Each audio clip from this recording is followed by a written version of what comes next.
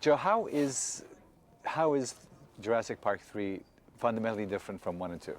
Well, I think that it's very subtly different in a fundamental way. I mean, does that make any sense at all? No, but I think it's a little bit darker in tone. You know, I think it's faster than the other two. The technology has allowed us to create dinosaurs that I think are much more lifelike than was possible in the other two films. But I still wanted it to be perceived as another installment in the franchise. I didn't want it to be, you know, something completely different. You know, because I think that, I mean, Jurassic Park was one of my favorite films. I wanted to sort of remind the viewers, you know, about that film and everything they loved about Jurassic Park. You know, that's why it's so great to have Sam Neill back. You know, he's the link to that film.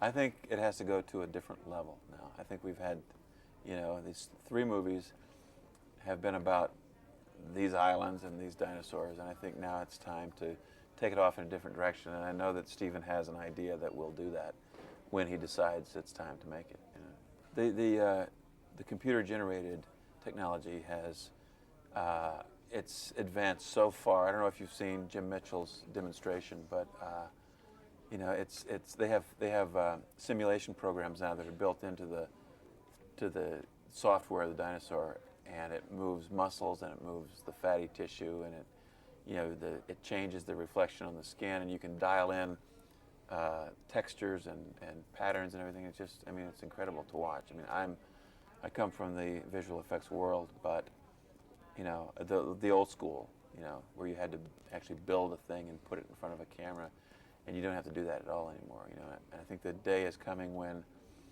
you won't even have to access a camera. You can create the whole thing in the computer if you want to. I don't think actors will ever be replaced, because most of what happens when actors act, I think, or at least the most interesting stuff is accidental. You know, where they flub the line or where they don't do what they intended to do. That's always what gets used, I think. And that's what I look for, is the stuff that is sort of more interesting because it's not perfect. And that's the thing that's hard to, it's hard to computerize, the imperfection, you know, the human error. Well, I think that, you know, the only way we can bring these animals back is through the movies. You know, I think, I mean, you know, I'm fascinated with dinosaurs, and I have been since I was a kid. I think a lot of people are. But they're gone, you know, and there's nothing left but rock, essentially. They've all been fossilized. And the way we can bring them back is to the movies, and I think that that's why these films are so attractive to people, is that, especially given the technology, you can see a living, breathing dinosaur on the screen, and there's nothing that tells you that it's artificial. I mean, it's there, and it's real, you know. I wanted Bill Macy and Tay Leone in this movie because they were the unexpected choice. You know, they're not the typical kind of people that you see in this type of film. And that's why I wanted them in it, because I think it in a way it alienates them even more from this adventure. You know, they really don't belong on this island. They really don't belong in this movie, and that's what, you know, that's sort of what works. Sam Neill was, you know, is the connection to the first film.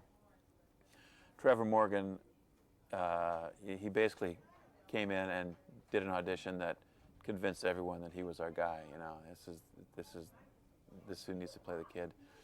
Alessandro more or less created his role. You know, there was very little on the page when we cast him, and he had ideas and he just did things, and we kept writing new scenes for him until finally we made, you know, a much more important character out of him, you know, by the way the film ends.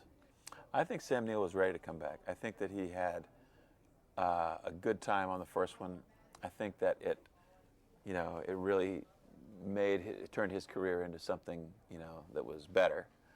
And I think he was ready and anxious to come back, and you know, I think he's a different Alan Grant. He's more cynical, and he's, you know, because of his first experience, but that's what makes him more interesting. He's sort of the curmudgeon, you know, that we all love.